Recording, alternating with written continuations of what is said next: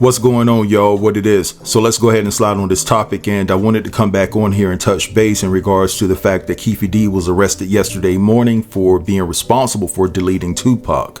Now, a lot of things have transpired since the news broke on yesterday morning, and the main question that I see all across the internet, whether it's Facebook, Twitter, TikTok, and things of that nature, is Diddy going to jail too? But before we get into all of that, I want to ask you guys, if you don't mind, to go ahead and like the video and share the video. That's the way that you can support this channel. I don't ask for donations. I don't get down like that, right? And also, if you're on Instagram, go ahead and give me a follow at Carolina Crush TV. I be posting some of the wildest things. I like to have fun. I also post some serious things that matter in society today as well. So go ahead and give me a follow over there so we can unite as a family and things of that nature to keep you connected on both platforms. Now, as we slide back into it, I think it's imperative to acknowledge Tupac's family.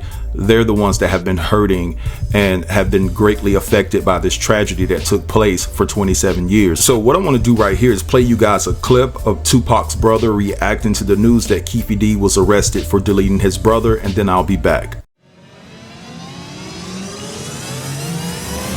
Your initial reaction to Keefe D being arrested? It's bittersweet. It's bittersweet for a number of reasons. The time, of course, 27 years, and it didn't have to be this way. You know, it didn't have to happen at all. You know, I hate even have to live with the reality that my brother's not here. Exactly. You know? So what does justice look like for you and your family? I mean, justice is accountability. That's the sweet part. It's bittersweet, but you know, some form of accountability and brace. I'm bracing for, because it ain't over. You know, we have yet to see. You know, we still got to see if there's accomplices. And we still got to see the motive. Has the Vegas PD been in contact with you and your family at all during this investigation? Finally, yeah. Just now, or did they let you know? Just recently. Okay. But the detective that did reach out, he has since retired. So, okay. You know, that's seems to be a pattern in Pac's case. Okay. There, but, so, you know. Did you know that Keefe D was going to be arrested today? No. Keep your popcorn. We're still waiting for things to unfold. The universe is working. Pac is still here. Absolutely. So stay tuned. Stay tuned. Man. Alright, so you guys just heard Mopreme Shakur offer his thoughts in regards to how he felt about Keefe D being arrested for the passing of his brother. He also alluded to the fact that there was more people that were involved, and although he didn't name any names, I'm pretty sure that Diddy is to the forefront of his thoughts. Now, let's take a moment to revisit what Keefe D had to say about this situation back in 2018, and I'm going to let you know up front, I am going to be paraphrasing a few words within this passage. So it says, on July 2nd, 2018, Davis confessed to having a role in the passing of Tupac Shakur after revealing he was dying of cancer. He went on to say he was the passenger in the white Cadillac on the night of the incident. He refused to name the other suspects in the car, but confirmed the shooter was Orlando Anderson, his nephew, and that it was out of retaliation for getting jumped at the MGM Grand earlier and the 1 Million County by Puff Daddy. Now, it's no doubt in my mind that Diddy is the main culprit in regards to Tupac losing his life. He put $1 million out there to delete Tupac. It's clear and evident. The caveat is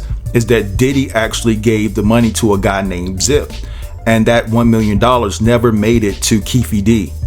Now, if my memory serves me correct, I believe the guy named Zip actually purchased the nightclub with the $1 million that he got from Diddy. And so when you look at it in its totality, it's kind of hard to charge Diddy with further for hire. You guys follow me what I'm trying to say? I'm paraphrasing that word here. It's kind of hard to charge him with further for hire because the money never made it to Keefe D. Now, what's interesting about this dynamic as well, especially when all this beef hit the fan, right? I was wondering, and a lot of people was wondering, how Diddy was able to move through LA when all this beef was going down in that particular time. And the reason and how he was able to move through LA without being hurt or touched is because Keefe D was protecting him from Suge Knight and Pac at that particular time. That's how Diddy was able to move around LA so smoothly. Now, Keefe sat down with one of my favorite platforms that I like to watch, and it's called The Art of Dialogue. And brother, I hope you don't mind me using this small clip or whatever the case may be. But at the end of the day, this is just for educational purposes. I'm trying to make a point here. But he talks about how, you know, his whole world came crushing down, or tumbling down rather, when he met Diddy. I want you guys to check this clip out, and then I'll be back. It was laid out smooth, man. I met your mother, and all the heat and thunder coming around with your mother, man. Brother love, come show some love. That's all I can say. Show some love, brother love. You know, brother, I be seeing you doing your little pretty dance and all that, man. Show some love, homie. Come on, man. Don't be like that, brother love. I was on top of the world till I met your ass, dude. What's wrong, dude? Come on, homie. I need something to throw a dog a bone or something. You sit up there talking about you, daddy love. Show us some love. All right, so you guys heard what Keefe had to say about that situation, and I can tell just by that little interview right there that he's going to start singing like a canary to the FBI about Diddy's involvement. Now, look, this is the thing, right? I don't understand how Keefe can blame Diddy and say that Diddy messed his life up because you agreed to do these things that Diddy asked you to do, so you have nobody to blame but yourself when you look at it in its totality. But this is the thing about this whole situation. I don't understand how Diddy does not get charged. Even though the money did not make it to Keefe D, ultimately it was the money that started the initiation process, and at the end of the day they executed the assignment. So to me, in my estimation, Diddy is the head of the snake, because at the end of the day, if there wasn't $1 million that was put on the table for Keefe D to obtain some type of financial gain, this doesn't go down like that. Now, like I said, y'all, a lot of people on social media are commenting about their thoughts in regards to Diddy, you know, getting jail time behind this too. And especially on Twitter, Twitter is blowing up because a lot of people feel that Diddy should go to jail because of his involvement. And I have to say that I agree 1,000%. There is no way in the hell that he should be able to wiggle himself out of facing any type of jail time. Again, he put the money on the table. Doesn't matter if it got to Keefe or not. He is responsible for this happening to Tupac. Now, I just got some information on this Eric Von Zip guy, and I found out that him and Diddy were tight. He passed away in 2012. He was the godfather to Biggie's son. So they were tight. You know, they were brothers. I believe that Diddy referred to him as Unc.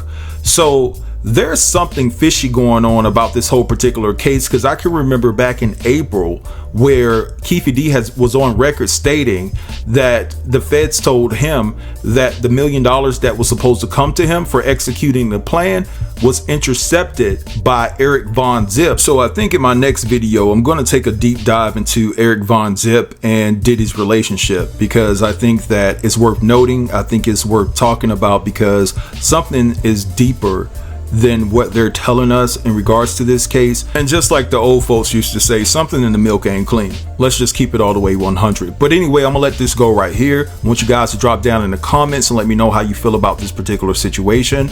Don't forget to like, comment, share, and subscribe. And until next time, peace. Well,